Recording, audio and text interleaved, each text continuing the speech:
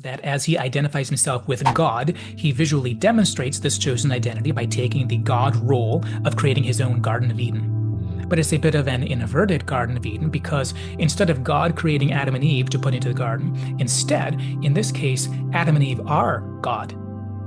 And instead of the central symbolic fruit being representative of a fall from their original created goodness, the symbolic moment of eating fruit is instead representative of their ascent into greatness, a representative of their majestic godhood.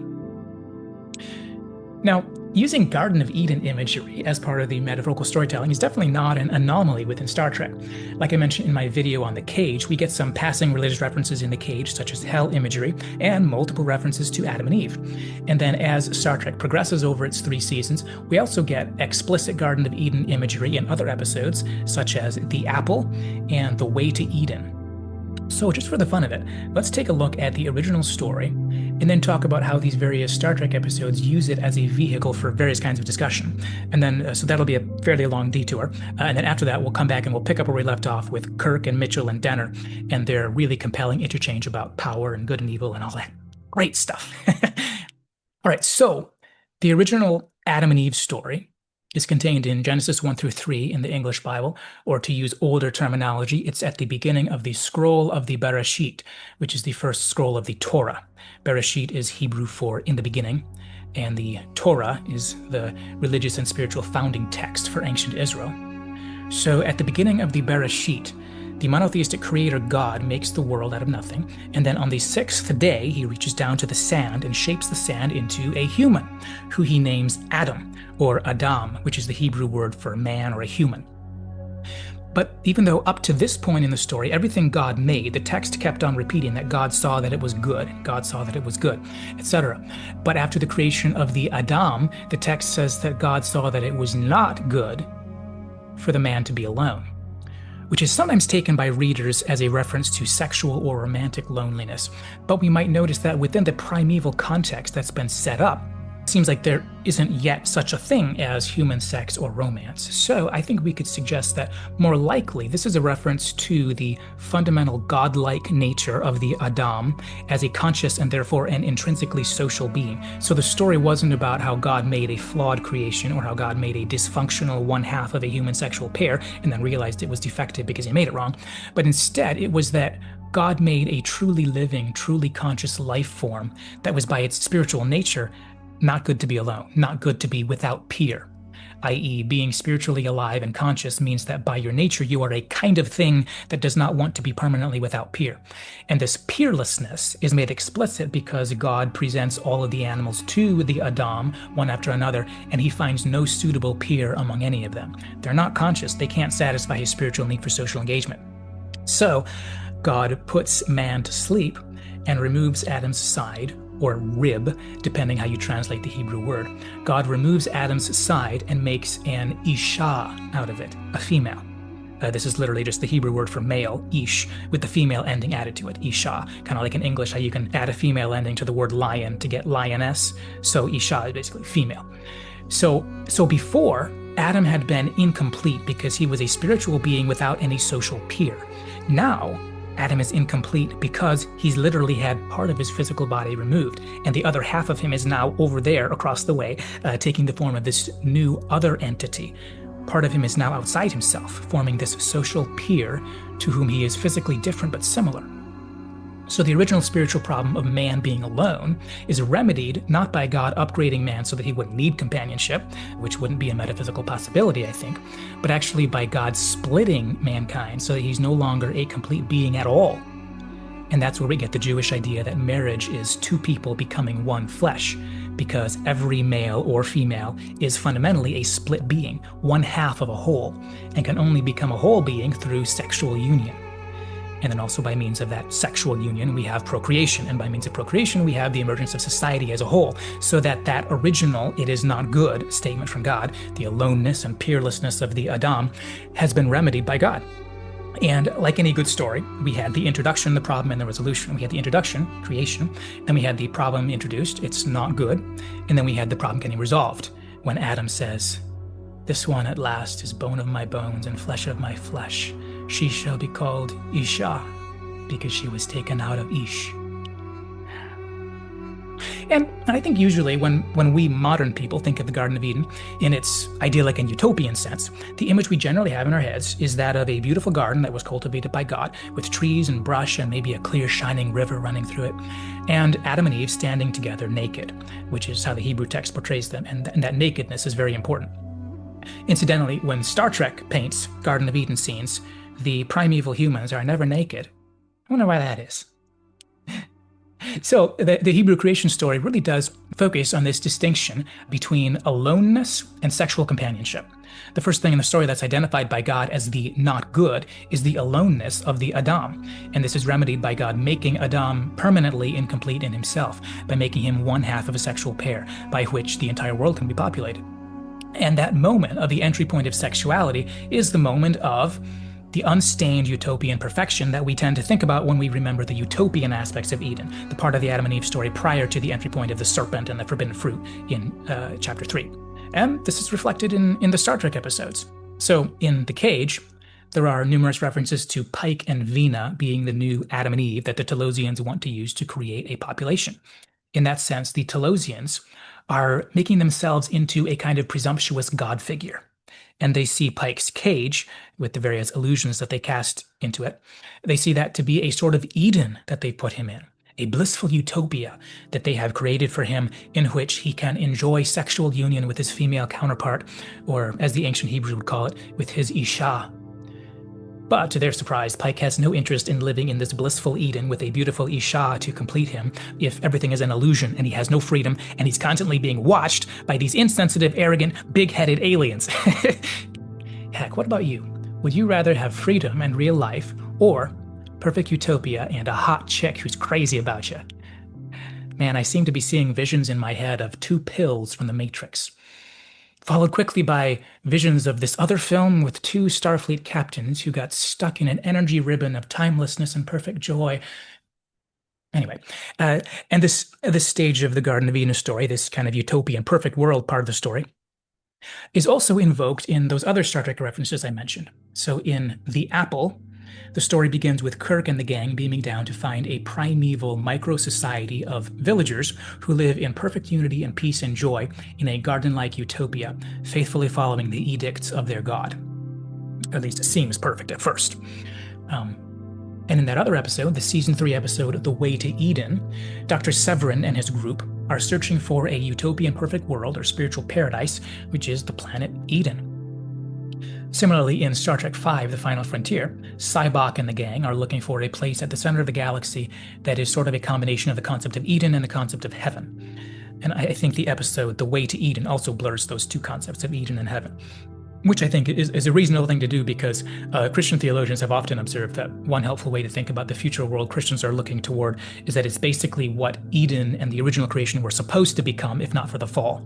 In other words, the kingdom of Jesus would be a more developed version of what Eden was originally supposed to become prior to the fall. So in that sense, it makes a lot of sense for Star Trek to, in episodes like The Way to Eden and the film Star Trek V, to blur the concepts of past paradise or Eden with the concept of the longed-for future paradise or heaven. And then here in this episode, Where No Man Has Gone Before, we also see the Garden of Eden imagery being used in that primeval, blissful utopian sense. And also it includes this procreation element. Whereas in The Cage, Pike was forced into a blissful Eden by oppressive gods, here in Where No Man Has Gone Before, Mitchell puts himself into his own Garden of Eden, because Mitchell is God, and he can do that. Instead of God being above Adam and Eve, in this version, God is Adam and Eve. They make their own rules. They declare their own reality. In this Eden, there are no restraints, no cage walls, no illusions put there by Telosians, and no forbidden fruit, no tree of the knowledge of good and evil, which if you eat it, you will ruin the paradise. In that sense, Mitchell has created the truly perfect Eden because he makes all the rules. In that sense, it is perfect for him. And that's part of the setup, because part of the question is that actual perfection? Or is that actually hell? All right, now let's go back and let's finish off the second half of the original Adam and Eve story, and then let's talk about how that second half is also reflected in these Star Trek episodes. So, in the text of the Bereshit, what comes after the beautiful paradise moment that we talked about, where we left Adam and Eve standing together as the primeval human pair, standing together, naked and completely enraptured with one another in their idyllic oasis of trees and brush and a gently rippling stream under a clear blue sky. After that paradise snapshot, then, at some undefined point, there ends up being a serpent, which Christians understand to be a manifestation of Satan. There's a serpent who tells the Isha, the female, that the forbidden fruit shouldn't actually be forbidden. Because earlier in the story, God had told the Adam that you can eat any of the fruit in the garden, except there's this one tree, the tree of the knowledge of good and evil. Don't eat from that one or you'll die. And so now, at some undefined point after that, this serpent tells the Isha, he basically says, God told you what? That's not true. You won't die if you eat that. The truth is, God knows that if you eat that fruit, you'll become like God yourself. You will have the knowledge of good and evil. So she eats the fruit, and suddenly Adam and Eve both realize they're naked, and they're ashamed, and they're afraid, and they try to hide from God. So God confronts them. God kills some animals to give them skins to wear, and then God pronounces a number of curses that have resulted from them eating the fruit. And God sends them away from the garden so that they don't end up eating from this other tree, the tree of life. So they don't end up eating from the tree of life and then end up living forever in their fallen state, which presumably would have been some really disastrous kind of everlasting life. So the Adam and Eve story is a two-part combination of the primeval good with the primeval bad. It's a combination of the utopian paradise, the before picture, with the origin of evil, the after picture. And many Christians suggest that we can philosophically interpret all of reality as being either in coherence with the Edenic vision, the it is good vision of God, or with the corrupting influence of the fall, the curse as it's often called, or the, to quote the Apostle Paul, the groaning of creation under the curse. So it's kind of a beauty and pain, order and chaos, hope and despair kind of thing. It's kind of a handy primeval idea map that can be laid over top of the various kinds of things that we see in the world around us. But anyway, when Star Trek uses Eden imagery, they often employ elements from both the part one, the utopian paradise part of the story, as well as from the part two, the fall of man part of the story. So in that season 2 episode, The Apple, with the society of people faithfully following their God in this garden-like paradise, Kirk and friends basically are the serpent. And actually, it's either Kirk or Spock, I forget which, but someone says explicitly near the end of the episode, they say that Kirk was the serpent. So Kirk is the serpent, and the forbidden fruit is sex. Now, so you might remember in the Hebrew story, sex was introduced in the utopian paradise part. And the image we have to represent the pre-fall perfection is usually two naked people standing together, because that's how the story was set up. God made man, and he said out loud that this was the first thing he made that wasn't good. So he put Adam to sleep, and he made him permanently incomplete by splitting him and making the Isha out of his side. And at that point, finally, the unsatisfying, not good creation has been replaced with God's final draft, the final sigh of relief, newly perfected creation with a naked man and woman standing side by side, enraptured with one another, made complete spiritually, because God has made them incomplete without each other. And out of this, society comes.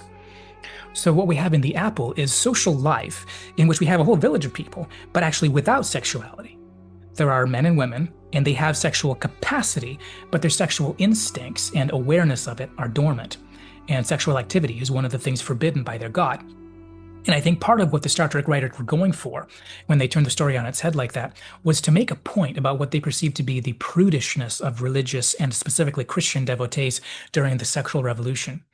Whereas many were finding what they perceived to be enlightenment and new horizons through sexual liberation, many religious people, under the restraints of their beliefs about what God may or may not have said, prefer to follow the old rules and actively oppose the change. So the Star Trek writers put together a reverse of the Eden story, one in which the forbidden fruit and human sexuality flip roles. Instead of good and evil being the forbidden fruit, human sexuality is the forbidden fruit. And the fall of man was now the discovery of sex. If you remember in the episode, two of those primeval villagers saw Chekhov and his girlfriend kissing each other, so they decided to try it out with each other, and next thing you know, well, you can picture where that went. And if I remember right, the story resolves with Kirk providing the villagers with instructions about all the various parts of what it means to live life the way humans do, rather than under the restrictions and micromanaging rules put down by their gods. Which is why, as they're heading off, as the Enterprise is heading off, it's either Kirk or Spock, I forget which, identifies Kirk as the serpent. Because this was an Eden that seemed to be a paradise, but it really wasn't. because the overactive restraints and rules put down by the deities kept these people from developing and growing, either growing in terms of population or growing in terms of finding new ideas and creating social and technological development and all this kind of stuff. So paradise there wasn't paradise, because to be human means to grow and to change and to struggle rather than to stagnate under the paralyzing provision of a divine caretaker. And in that story, the forbidden fruit was sex. When we get to the way to Eden, you get the interesting story of this kind of cult leader type figure named Dr. Severin, who is looking for the Eden planet. And then he declares that he has found it. And he commandeers the Enterprise to take them there. But when they get there, they find that the grass is acidic and burns their feet, but they refuse to leave. The flowers burn your hands when you get too close. This Eden is basically a big, beautiful, lying horror, a nightmare covered over with the appearance of beauty. And when Kirk and friends finally arrive on the planet, they find the members of the group huddling together on the edge of this shuttlecraft with their feet eaten up by the acidic grass. And if I remember right, it was when Kirk was trying to dialogue with Dr. Severin that Dr. Severin, in this passionate resistance to what Kirk was saying, he tore off into the background, into the landscape.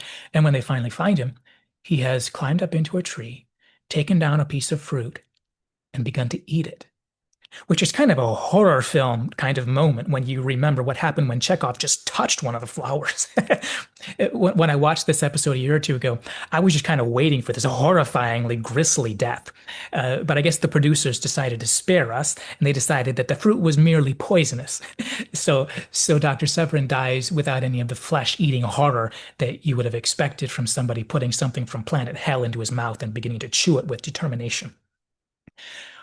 So, whereas in the other episode, the forbidden fruit was sex, I think in The Way to Eden, the forbidden fruit was actually religion itself. Or perhaps more specifically, the religious fervor of misguided devotees, since this group was pretty much a cult built on one man's sense of direct insight gained through his intuitions, or something like that. Now, my memory's fuzzy about some of it, but if I remember right, their behavior was kind of a more emotionalistic and a more fast-moving version of the kind of of the kind of thing you can see happening psychologically in a group like, for example, Heaven's Gate. And there have been plenty of other such stories of misguided religious fervor going in disastrous directions.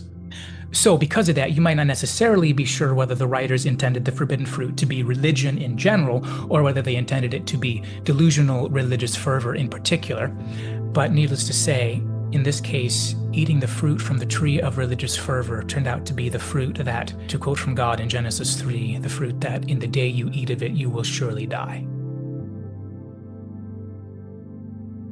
And then what about this episode? What about Where No Man Has Gone Before? Where does the fall or the fruit fit into this use of Eden imagery? Well, pretty quickly in our story here, after Mitchell creates his Eden while associating himself verbally with the traditional monotheistic God, a little bit into it, he waves his hand and says, "Let there be food, Catharian apples." And this is a reference to Genesis chapter 1, where God says, "Let there be light," and then "let there be this, let there be that," etc. So Mitchell says, "Let there be food." And then specifically in true Star Trek fashion, he can't just say apples or give it a funny name like "let there be widgibidits," but instead he has to call it Catharian apples. This is one more traditional Star Trek trait that starts right here and goes throughout the series. You can't just say it's a bat, it has to be an Andorian bat, or you can't be a sloth, it has to be a Talarian sloth or a Bolian beaver or whatever, which I think is kind of funny since in real life, I don't normally hear people saying it's a South American frog or, oh, look, an African beetle or an Australian kangaroo, but it's kind of like Star Trek techno babble. It wouldn't be Star Trek if you're allowed to say tree toad instead of specifying Talaxian tree toad. And that trend apparently, I guess, started right here, or probably started in the cage, I suppose, now that I think of it. But anyway, what makes this part here a little different from those trends later in Star Trek is that in this case, it's actually not just a normal apple. It actually looks a little bit more like, my best guess would be maybe a pomegranate. I've never seen a pomegranate, I've never eaten one, but that's kind of what it looks like to me. And what makes that interesting is because if you ask an Old Testament scholar what they think the forbidden fruit most likely actually was, since there's no historical or literary reason to think that it was an apple, the answer that I've heard is pomegranate. So that, by odds, would be what the ancient Hebrews would have probably had in their heads when they heard a story about a fruit on a tree. The most likely image would have been a pomegranate. And it looks like these Catharian apples, as Mitchell calls them, are supposed to be the fruit of the tree in the Garden of Eden. particularly since the second most common image, if somebody's thinking of Eden, the second most common image after the naked Adam and Eve standing in the landscape, the second most common image would be Adam or Eve eating the forbidden fruit. And I think that's what the writers are trying to invoke here. This divine Adam and Eve have created their own Eden, and they're experiencing their true freedom with no God over them because they are divinity themselves, and they have all the power and they make all the rules themselves. And when they eat the fruit of the tree, there's no God to be upset because they are God. So in this modified version of the story, the forbidden fruit is simply not forbidden. The forbidden fruit is free and joyful. And the divine creative pair of this unbounded Adam and Eve can eat freely with no restriction. So we had the original story with forbidden fruit being the knowledge of good and evil, the awareness and familiarity of moral and immoral choice.